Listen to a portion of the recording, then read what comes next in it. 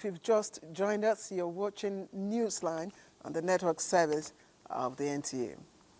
Now, from the heat of the roadside firewood stove to the polished kitchens of Government House, now that's the story of Oluwatosin Adejumo, a reminder that no struggle is ever wasted and that hope can be served in the most unexpected places. Now, Oluwatosin fried and sold puff-puff on the streets of Osogbo, braving the sun and rain to make a living and to also support her family.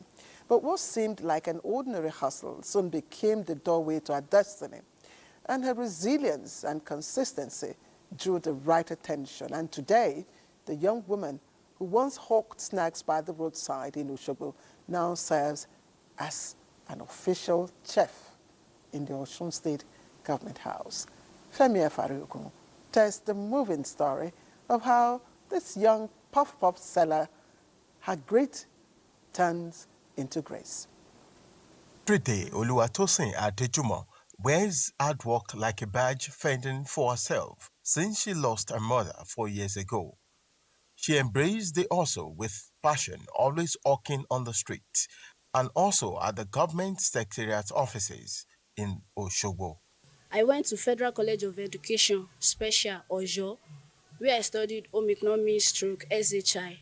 After graduating, I lost my mom, so I was unable to further my education. Gradually, I gathered some money to start up a business of pop-up, and with the help of those that I'm buying from them, they gave it to me loan. After preparing, after selling, I returned back the money to them.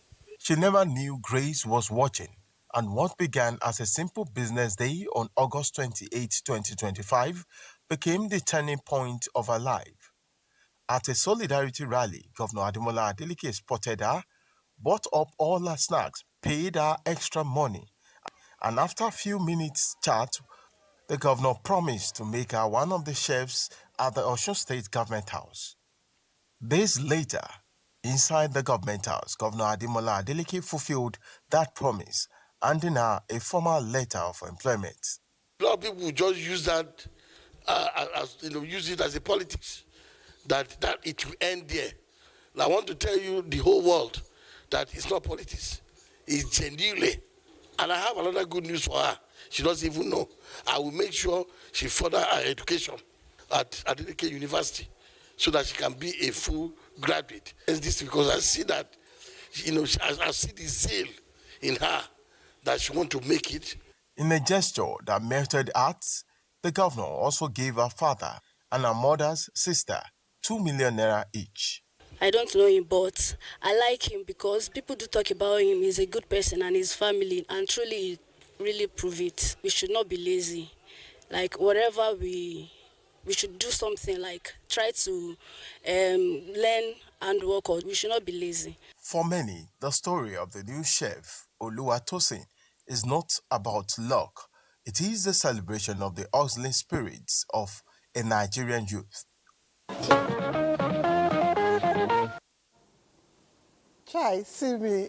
There is dignity in labor. Congratulations, Oluwatosin. Now, from guarding Nigeria's borders to crossing international borders on 2 wheels, let's meet Akbewe Attractor Ogboro, the daring customs officer who swapped her official uniform for a biker's gear. She rode over 10,000 kilometers through deserts, forests, and foreign lands, from Lagos to Brussels on a motorcycle. Now, her incredible adventure tells a story of discipline, courage, and resilience, shaped by her years of service in the Nigeria Customs. Odiri Ogboro Arutere brings us this inspiring story.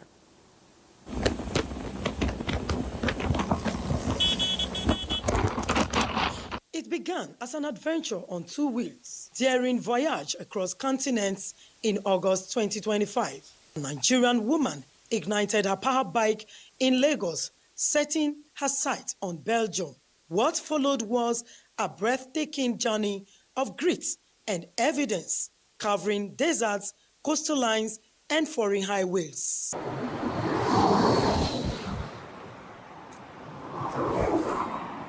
Through torrential rains, along the West African coast, the scorching sand of the Mauritania, and the rugged terrain of Morocco. She passed on, crossing into Europe. She rode through Spain and France, undeterred by fatigue, until she finally rode into Belgium. That woman is Akpebe Atrata Ogboru, a French graduate of Delta State University and a serving officer of the Nigerian Customs Service. Known for her adventurous spirits, Akpebe had earlier toured 12 African countries on her power bike in 2023. Her fluency in French and exposure to Francophone countries only fueled her desire to explore further. Her latest feat covered 10,265 kilometers, wrapped up in triumphant arrival at the Nigerian embassy in Brussels. Colleagues and officials welcome her with pride, celebrating not just completion of her journey, but the breaking of barriers. Welcome. You have done it. You have made it. Welcome to Brussels. It's a ride for women inclusivity and the empowerment of the girl child, and also a cross-border research. The construction of the road in Mauritania seems like it's in the middle of the desert. So you are being hit by the wind, the sun, everything. It's very, very hot. And it was about 47 degrees. It was so hot that I was having heat waves and feeling very dizzy and tired. The road is between the desert and the sea.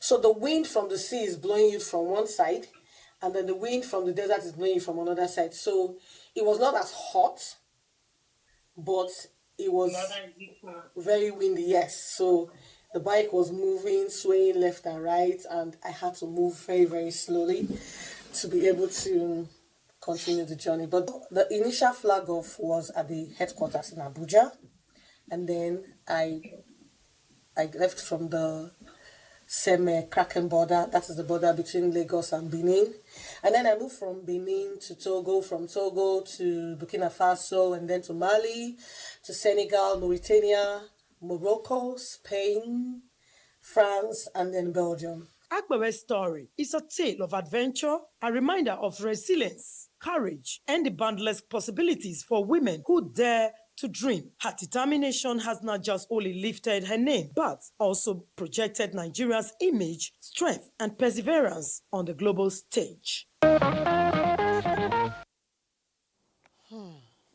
This is not the kind of dream I want to dare. Congratulations. All right, let's come back to Abuja. And it's a period of grief and uncertainty for the children of late Mr. and Mrs. Emeka Ihekwerem, the couple who lost their lives following harassment by members of the AMAC task force here in Abuja. Now, the incident, which occurred last Wednesday along the Banex-Mabushi corridor, left 4 people dead, including the couple, whose tragic end has now thrown their 4 children into sudden orphans. Tessie Mary visited the family's residence here in Abuja, and this is the emotional aftermath of the incident that she brought back. From what started as a little misunderstanding to confrontation and the eventual death of a couple and 2 touts, also known as Agberos, is the sad story that leaves its trails right here. The incident has left deep scars on the community. Fate dealt a cruel blow to Emeka Ihekwerem and his wife when 3 men suspected to be self-styled transport enforcers forced their way into the couple's vehicle. In the tussle for control of the steering, the car lost balance, collided with another vehicle, and somersaulted before hitting a bridge pillar. The couple died instantly at the Banex-Mabushi corridor. 2 of the assailants were also killed when angry youths at the scene set them ablaze. If as an AMAC or a union, if you want to attend to a driver, you attend, with caution. But what they really did yesterday was uncalled for. Look at the family. You wasted them just for peanut. How much? Probably 100 naira or 200. You wasted the entire family. A generation is gone. For Emeka, a contractor from Abia State, and his wife, a businesswoman, it was just another day. They left their home and never returned. The tragedy has left behind 4 children, the eldest, Divine, just 18 and studying abroad, now suddenly thrust into the role of father and mother to younger siblings. And first of all, I called her around that kind 9 or 10. She didn't pick my call. So I was calling, she didn't pick. Then next thing, a woman then called me and was not like, is anybody there with you? Everybody in the market, they were just going up and down, trying their best to go to the National Hospital because that's where they called them to go to. So then one of my mommy's close customer, her and my mom are very, very close. So then her husband then came to carry me to go to the hospital. That was when they now took us to the mortuary. They now took me there. Once was they now took me there and then told me that okay, I should go and see them. Then I now went there and I saw the 2 of them with one of their bro. I've seen their corpse in the mortuary, but inside me is not real. Don't believe it. So it's only God that will take control. I don't know what to say. If somebody opened doors as if they are the one coming back from work. Only recently, the Abuja Municipal Area Council suspended activities of such individuals but reinstated them in April, a decision that many FCT residents now say must be reviewed, if not completely abolished. Not like one parent being left out for them. Just a sudden, both parents were just left out, not because they committed anything or any other offense. Their offense was only for me to go out with my car. I'm just pleading with the government to please come to the aid of Nigeria and stop the issue of this agoro. The mood here reflects agony, with the sad situation leaving 4 children orphans.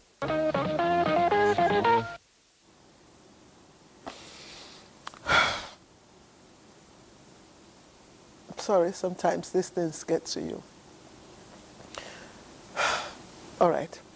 Every city tells a story.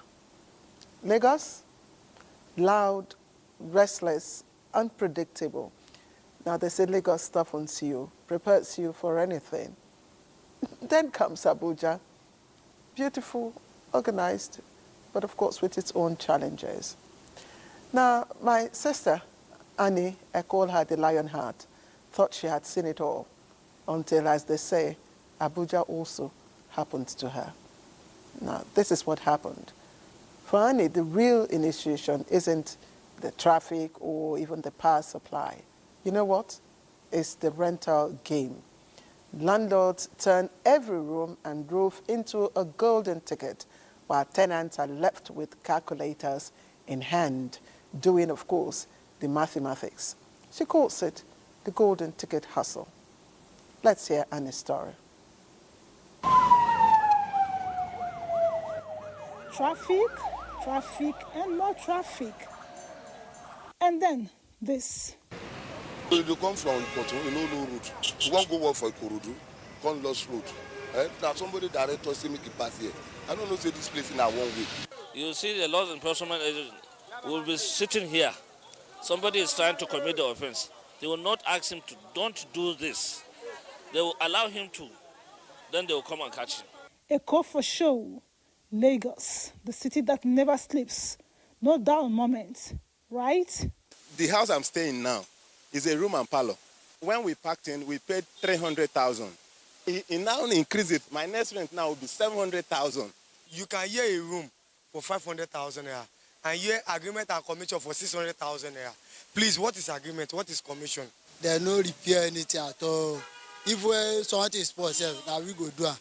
Landlords and tenants, their wahala never ends. They're always at it. Don't ask me if I've had my fair share of the drama. I once argued over a leaking tap that was apparently part of the decor, and even almost paid rent for a haunted apartment. Then came my redeployment to Abuja. Relief at last, or so I thought. Peaceful streets, calm nights, until the rent letters arrived. And I said, welcome to the capital's housing market. In Abuja, like every city I've lived in, one problem never takes a holiday: accommodation. Landlords and tenants slug it out, sometimes with words, sometimes in ways you wouldn't expect. Over rent, repairs, and just the simple right to a roof over your head. It's like a daily boxing match. Abuja is, in fact, you can't pay rent now. In fact, not even talk about it. I just came from where we went to run test. Just malaria test here, 22,800. Malaria. How much will I use to treat the malaria? The ending of last year struck this year. It was double. And you have he's complaining that everything has gone up. So his rent too must go up. We have some kind of natural wickedness in us. That is just it, because if you have not renovated your house or you have not increased money in anything, I don't understand the reason why you should be adding more money. And seriously, is there any good reason for arbitrary rent hikes? The cement you bought yesterday for 5,000 naira today is going for about 10,000 naira, 15,000 naira, and so he will want to recoup his expenses. That's the landlord. And what exactly does the law say? Does it protect tenants or leave them at the mercy of Shylock landlords? Also, if the rent is to be increased, it is a mutual collaboration of the landlord and the tenant. So landlords are not empowered to increase rent arbitrarily, but rather the rent, once it's to be reviewed upwards, then it has to be agreed by both parties. The battle continues, but this isn't the end. Newsline will keep following the story, tracking every conflict, every spike, and every push for fairness in Abuja's housing market. Stay tuned, because this story is far from checkmate. I love the lady that said maybe there's how did she put it? In natural wickedness in us. That's how she puts it. Anyway, the accommodation palaver can never end, especially in the heart of Lagos, where a house that seems to defy gravity now stands. Now, its roof on the ground and its foundation in the air. Can you imagine? What began as a cultural residence rooted in Afro-Brazilian heritage has by chance and creativity transformed into Nigeria's first inverted house. Inverted house. But beyond being quickly backdrop for photographs, this upside-down wonder has become a symbol of resilience, ingenuity, and cultural pride, attracting both tourists and locals eager to experience something out of the ordinary. Here is Anwar Yusuf Jibo as he takes us inside this unusual architectural gem where history greets innovation and every corner tells a story of Lagos' vibrant spirit. Eko Nibaje. From the outside, it's hard to miss. A building that looks as though it has crash-landed from another world. Roof on the ground and the foundation in the sky. But stepping inside is where the real adventure begins. Wow. Every corner here is a surprise. Chairs, tables, and even the bedroom are suspended from above, giving visitors the chance to defy gravity, or at least in their photos. When I came to this house first, my head was turning me, and then when I now started to get the grip of the place, I now started getting the hang of it, and then I got good poses and pictures. Creativity breaks the rules and explores what architecture can be as against what it should be. It challenges traditional norms and inspires innovation. Inverted buildings require custom engineering and not necessarily standard materials or solutions. For example, for some techniques, we have special techniques. Some of them are reinforced steel frames to bear unusual weight distribution. The second one is anchoring systems, for example, for buildings that mimic floating effects. Then the third one is hidden load paths. You make the structure seem as if it's defying gravity. Interestingly, there are symbolic cultural beliefs to the idea of having the wrong side up. Turning a plate upside down, in the Igbo culture is actually a taboo. It just means you are looking at it in the way everybody else is missing out. If not, how would Isaac Newton give us light today? Beyond myths and age-long beliefs, the concept of having things upside down can also mirror historic events. For example, the inverted house in Zimbabwe, Poland, was reportedly built to symbolize the chaos and confusion of life under communism, where society and values felt inverted. There are similar symbolic structures in different parts of the world. The one in Lagos, the first of its kind in West Africa, was introduced by the Pedro family.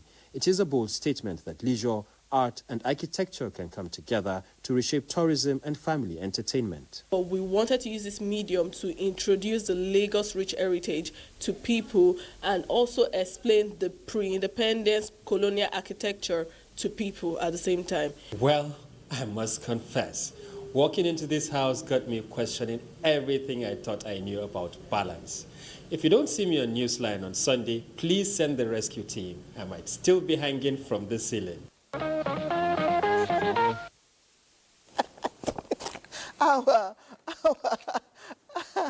The rescue team. I mean, life itself is full of ups and downs. Maybe that is just an imitation of what life is really all about. Thank you for bringing us this report. You're watching Newsline. Please don't go away. Just a moment of break, and we'll be right back. When malaria knocks you down, you can be sure Welcome back, and thank you for staying with us on the line. Now, the ancient city of Benin was agog with the celebration of a life that has touched many people. Family, friends, well-wishers, all gathered to honor Chief Mike Ogiadome, described by many as a leader with a heart for people. Now, as he turns 70, the milestone drew glowing tributes that spoke of his humility, generosity, and passion for rural development, values that have defined his public and private life. Now, for Chief Ogiadome, turning 70 was not just about the passage of time, but also about the impact of a journey that's marked by service. Iduakobong Achibong brings us the details.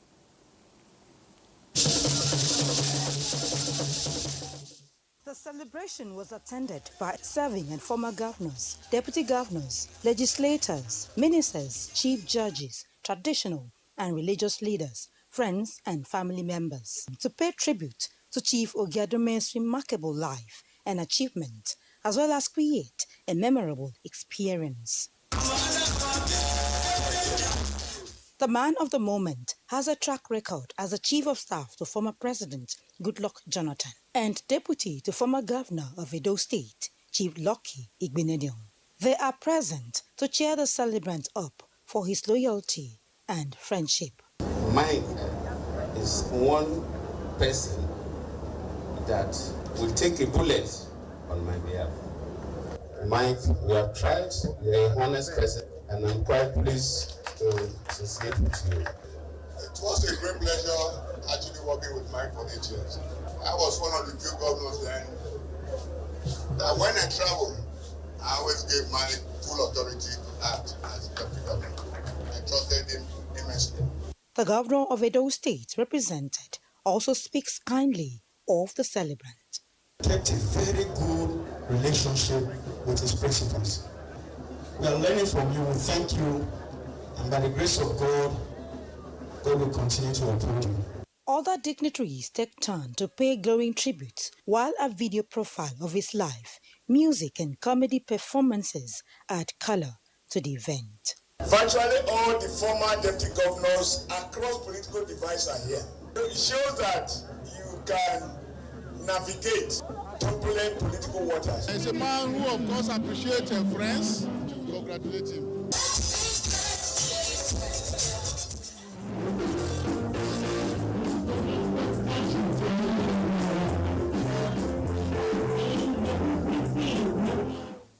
He's a friend, he's a mentor, he's a spiritual compass. He's kind, he has taught me so many things, and I love his attitude. A native of Fuga in Etsako Central local government area of Edo State, Chief Michael Giadome is happily married to his wife, Louisa.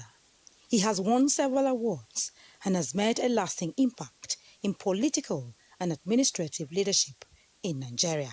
Suffice it to say that I'm not an aggressive money seeker. You know, I do things that cut across and give a greater good to a greater number of people. Whatever industry I'm involved in, I continue to pursue. Here is wishing him many more blissful years ahead.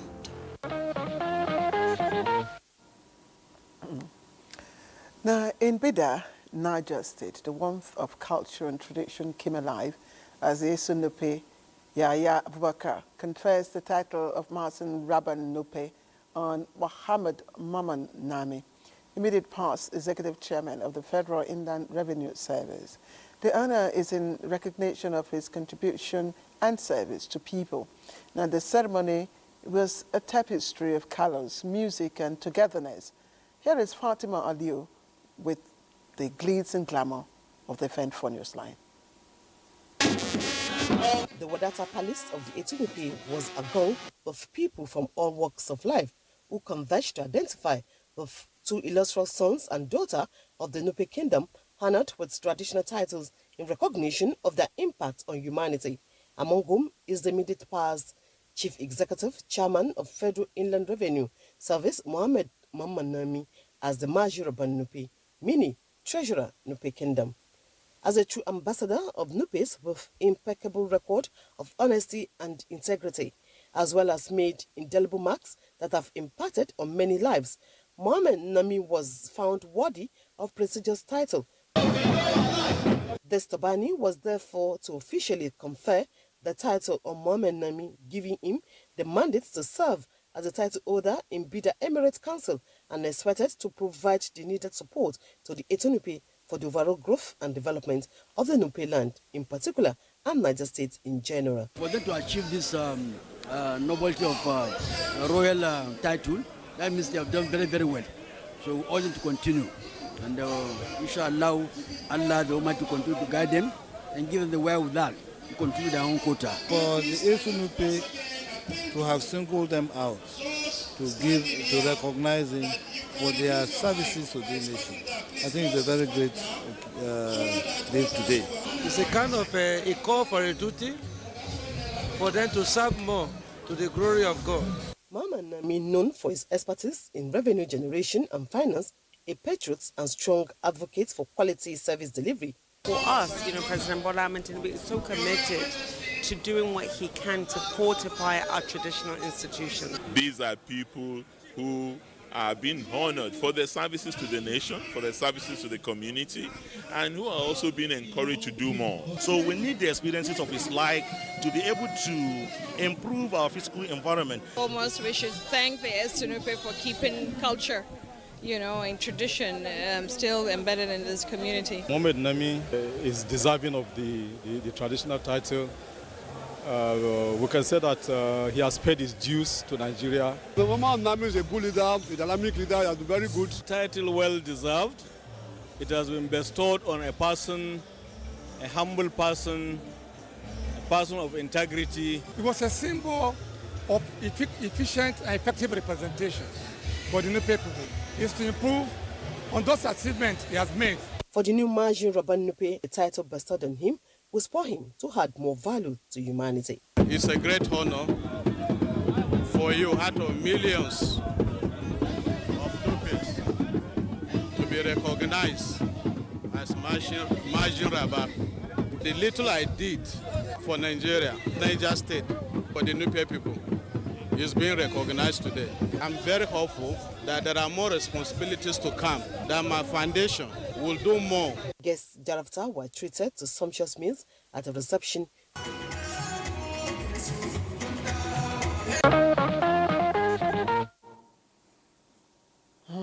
For our next story, this is home. Now, they say music is food for the soul. But in the workplace, motivation is the true fuel that keeps the spirit alive. And for the staff of the Nigerian Television Authority, NTA, their Director General, Comrade Salihu Abdulhamid Dembos, has been serving it in full measure.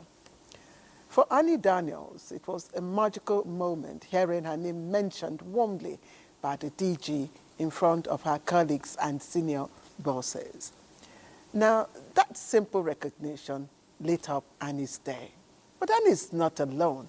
Many of us staff members have also felt the DG's touch of encouragement. Sometimes it came through thoughtful words that dropped right on your WhatsApp, other times through practical gestures that, of course, go beyond the ordinary. Now, it's motivation that doesn't just stay at the level of speeches, but it reaches the heart in very tangible ways. So tonight, Annie Daniels turns the spotlight back on Comrade Dembos, as is fondly called by all of us, not as the head of an organization, but as a leader who truly, truly understands that people thrive when they are valued.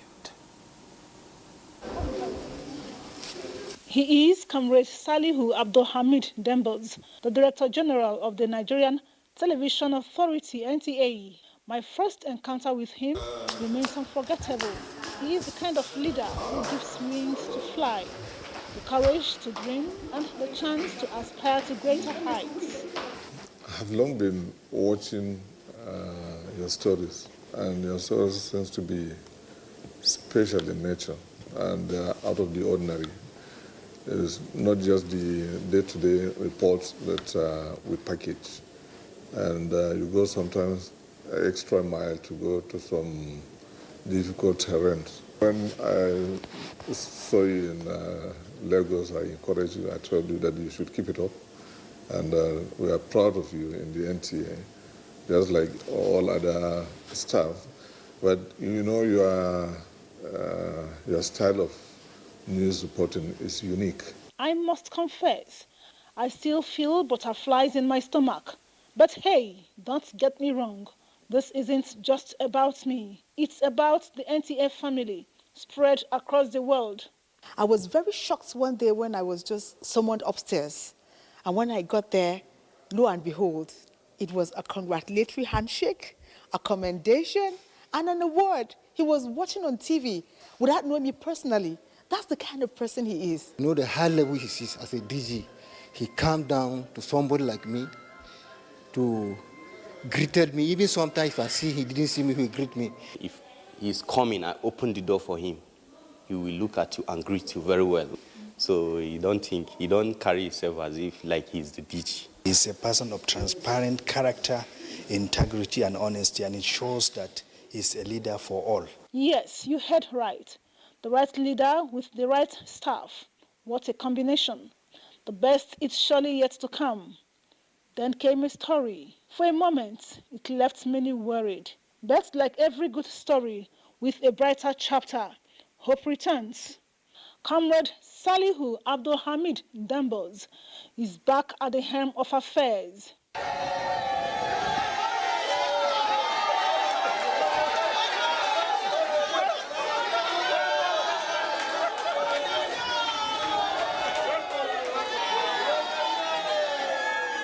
And you can feel it, the apparent excitement in the air. From newsrooms to transmitter stations, the buzz is all about the positive impact of his return. And believe me, this is not stage-managed drama. The people are genuinely happy. For many, his leadership is more than policy, but about people. His commitment to excellence and his people-first approach are touching lives across the authority. His leadership skills are exceptional. His vision, exceptional. I'm thrilled. I'm beyond thrilled to have him back. He started something good for the organization. The transformation we are witnessing in NTA. Let him sustain it. He doesn't like cutting corners, and he doesn't like people shaking their responsibilities. Under him, we piloted so many projects. NTA went on to sign an MOU with the then LMC League Management Company. I want to use this medium to appreciate Mr. President. Thank you for reconsidering, his return. Sometimes I find it, very, very amazing when my former DGs call to say kudos to you and your colleagues out there. We are watching you, and each time they see anything that they feel that need to be corrected, willingly they will call. And I don't take that for granted. Honestly speaking, I count myself and you, our colleagues, very privileged to have leaders that always care for us. All of them are wonderful people, and including the former executive directors and all. One is privileged, and I'm very glad that I have found myself in this wonderful organization that is called NTA. At the end of the day, there is a lesson here for all of us. Treat people right, because someday the story told about you could either break hearts or inspire smiles. Life may play its tricks, but Claire's got the script firmly in hand. Over to you, Claire. Annie, many, of course, are called comrades, but very few comrades come with a cape. And with our own comrades, our own comrades with the CSAD, just watch, very soon, comrade will be the hottest skill in demand. Watch out. You know what I mean? All right. Across many families, fathers often share a special bond with their daughters, one that offers emotional support, shapes self-esteem, and influences life choices, while also heartwarming. This closeness can sometimes stir silent envy among siblings. And in the next report, Evelyn Badwekbo explores the roots, the rewards, and ripple effects of father-daughter connection in shaping family dynamics and personal development. Call her a girl child or daddy's girl, and you are not wrong. These are some descriptions that best explain the relationship that exists between the father and daughter. But why is this bond special? My daughter is closer to me. If I don't call her, even while I work, she will try to call me, do all this. But my sons tend to also go closer to the mother. That one, I don't know. I cannot describe, maybe by nature. We will always see daughters being closer to their fathers while the sons are closer to the mothers. So it has always been like that. To me, it's not new. I've always seen that it's been like that. A school of thought believes that a daughter is one who is born with a deep sense of compassion and love that translates into womanhood.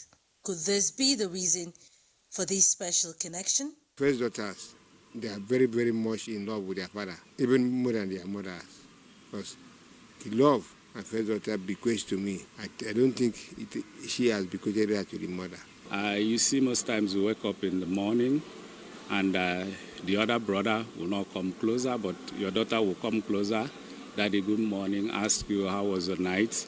And even most times when you come back home, she will be the person to, first of all, welcome you to the house. For some, the father-daughter bond is seen as a natural order ordained by God. However, many people do not share this singular experience, as some believe all children, male or female, attract equal affection from both parents. Both sexes are closer to me. All the parents to be closer to their children, no matter the sex or gender or anything. I'm closer to all of them, but I've just observed that my daughter seems to be fond of me more than the mom. Does the father-daughter bond influence the thoughts or future actions of the daughter? Whenever they find a man, it is their father that will collect the dowry.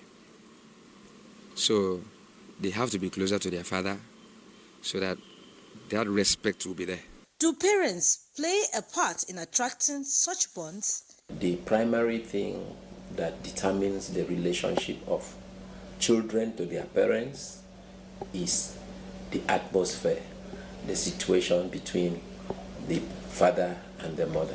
A lot of girls draw closer to the father when situations arise the voice of the father is always measured by the children. The father-daughter bond may vary from person to person, but certainly one built on trust, development, and mutual respect, many believe is worthy of note. Whether father-daughter or father-son or mother-daughter or mother-son, unconditional love should be the force that should sustain. All right, another interesting story is up. Graduation, once a milestone reserved for university students, has now become or trickled down to almost every stage of learning, from nursery to primary and even crèche. Parents are called to don their best attires, pay fees, and sometimes even stretch their pockets just to celebrate their children's graduation. Now, for many families, it's a moment of joy and pride, but for others, it may come with the burden of cost and the worry that young ones are being exposed too early to the lure of materialism. Now, Chinyere Fesi Okoye takes us into the lives of parents and educators alike to find out whether these ceremonies are truly adding value to education, or are they becoming yet another financial strain on the home? Graduation ceremony is a milestone that celebrates the hard work and achievements of both students and teachers. It marks the culmination of a year filled with learning, growth, and dedication. To analysts, the recent trend of graduation ceremony from pre-nursery to nursery, nursery 3 to basic 1, basic 6 to JSS 1, JSS 3 to SS1 plus more, is taking its toll on the purse of parents who have 1,001 academic needs and others to attend to. It is not anchored on education properly. I think the motive is money making. If it's a graduation, those who have completed WAEC, SS3, and they are transiting to higher institutions, you can understand that. But to ask a child in nursery and primary do graduation, I see it as an aberration. I'm seeing it as just a means of getting money by different institutions, both the church and other things. They can just use their special uniform or the graduation gown that the school has. It will reduce costs for some parents, because the primary school, a lot of them has not seen the world and they don't know what they are diving into. So giving them that high hopes in primary that there is always a special occasion for graduation, then secondary school, they would want to do more. For the girl child, the latest hairstyle, most beautiful outfit and shoes remain order of the day. The question is, do all these translate to academic excellence at any level? You see, it is very wrong to expose children to such materialistic tendencies from the cradle. And I must tell you, in the Anambra State educational space, we have categorically said that such will never happen again. We are talking about all schools, not just about the private schools alone. Findings further show that some involved in graduation ceremony to belong to the happening class in today's competitive world. Others do it to show the stuff their school is made of, as it affords participants chance to show their talents in various presentations. We don't need to look at the burden. Life itself is a burden. It will tell the students that after one level, that you are going for another level. The rate of amount we are spending there is somehow. Because I know some parents, they went and borrowed money because of the graduation. Those days, the private school do it. But now, public school emulate them so that they will be drawing population. In all, the respondent states that moderation should remain the watchword, and parents and guidance should endeavor not to please anyone. They should plan according to their resources and means, as all fingers, they say, are not and can never be equal. A very good place to take a break. Newsline will continue in a moment.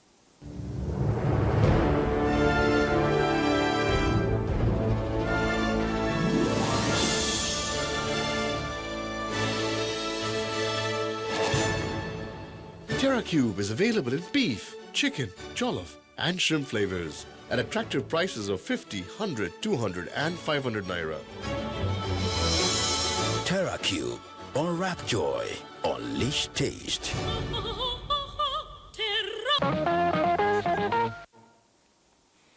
Welcome back. Now, have you ever wondered why rice holds a very special place on the tables of most Nigerian homes?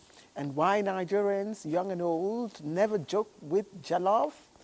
That smoky, spicy delicacy that often stirs friendly rivalry across West Africa. Well, let's journey together tonight into the world of jollof rice, exploring why it's a staple in our celebrations and why Nigerians passionately guard its place as a national pride. Imeldom, the report is, of course, presented here in our studios. Rice, a highly acceptable staple food in Nigeria, is a common delicacy that is widely consumed and integrated into daily meals in most homes and at special occasions. Apart from this food commodity being farmed locally, Nigeria remains a significant consumer of rice in West Africa. This staple food can be prepared in different ways, like jollof, fried, banga rice, or white with stews, making it adaptable to different tastes and meals. You can never get tired of eating jollof as a Nigerian. When you go to Owambe, what's the star boy of the show? It is jollof rice. So jollof can never go out of style. It's the creativity, it's the harmony, it's the happiness. While jollof rice remains a super popular and iconic dish at public functions, this caught the interest of the international community to recognize it and set a day aside to elaborately celebrate it. So we ask, why jollof? You can keep your jollof for 2 days. It will not lose taste when you preserve it in a very good place. You garnish it with all manner of sauce, you understand? So you can't get that in a stew. My husband, because I asked him, say, what happened? Why you like jollof? He said, jollof is it takes. That's why I'm cooking every Sunday. This one-pot dish made with a lot of condiments like tomatoes, onions, pepper, vegetable oil, among other spices, stands at the center of social gatherings and celebrations as a delicious Nigerian cuisine, versatile and sumptuous dish. There are some parties that when you go, the first thing they ask is, do you have jollof rice? There are some people that they have that flair for jollof rice. If there's no jollof rice for that party, for them to eat swallow or any other variety of food, it will be hard for them. Because of its distinctive taste, attractive coloring and flavor, jollof has come to be recognized as a Nigerian cuisine with cultural and social significance, a preferred choice for communal eating. Even more appealing when paired with various proteins like chicken, beef, fish, or veggies. And so I ask, Claire, if not jollof, what else would it be? Amala and gbegiri. I'm sure you got that. That's for me. I'm not a fan of jollof rice, but I love amala. And then maybe sometimes I go for tuwo. Anyway, let's get to Bayelsa, where nature cracks open the secrets of the sea and rivers. Now, one of the treasures you will find is the crab, a prized seafood loved for its taste and versatility. In Bayelsa State, these humble creatures thrive in abundance during, of course, their season, serving as a delicacy and also as a source of livelihood for many coastal dwellers. And that's why tonight we are bringing you this rich flavor all the way from Bayelsa. Being a riverine area, is a state blessed with abundant seafoods. One of such seafoods which may not be popular is crab, popularly known by Bayelsa people as agu. Crabs are aquatic invertebrates with sharp claws in many species. They are found in both salt and fresh water, as well as outside water during rainy season. Being a coastal environment, crab harvesting is a veritable coastal enterprise that provides livelihood to those involved in it. The crab business, they fine. And customer like crab well. They give us small money. Even though you know big, crab business is okay. Then they increase them because before we dey buy am like 20, 1,000, sometimes they buy am 15, 1,000. But now we dey buy am 13, 1,000. We dey make gain dey. Then they bring am for Ikeni, Akasa. We dey buy from this under this water side here. These seafoods, which are in abundance in rainy season, can be used in preparing different delicacies such as soups, stew, pepper soup, and other foods that are porridge. My son loves it so much. I use it for stew. Okra soup are the best. Even egusi you can use it. Crab is one of the most delicious seafood I will always tell people to buy. I eat crab very well. Crab, you can use it and cook stew. So anytime that I eat it, I will not rest till I the pot of this food finish before I will rest. I like eating it. And all right, I'm sure by now you must have known that history and nature aligned this evening across parts of Africa as millions watched a rare solar eclipse that briefly turned day into night in some parts of the continent. Now, from Nigeria to Ghana and across to parts of the Central and East Africa, the skies dimmed as the moon moved across the face of the sun. Now, in some locations, it was partial, while in others, residents experienced the breathtaking ring of fire effect, where the sun edges glowed brightly around the moon. Now, astronomers describe it not just as a scientific wonder, but also an opportunity to educate communities about celestial events, schools, and universities as well. Now, for many, the eclipse was both awe-inspiring and symbolic.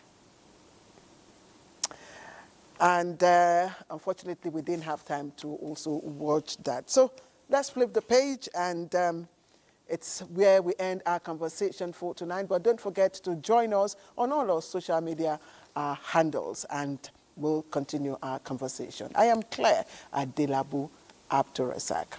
Good night, everyone.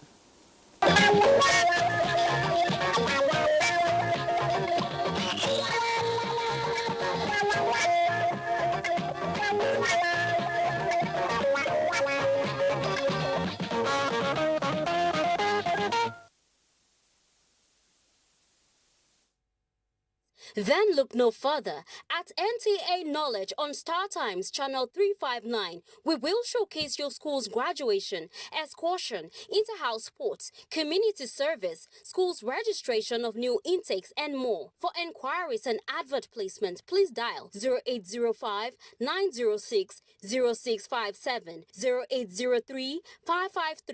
0803-553-5720, 0803-337-4201. NTA Knowledge, learning to broaden horizon. Are you a tech enthusiast? Perhaps you want to know more about the devices and gadgets you use. Tech Mode.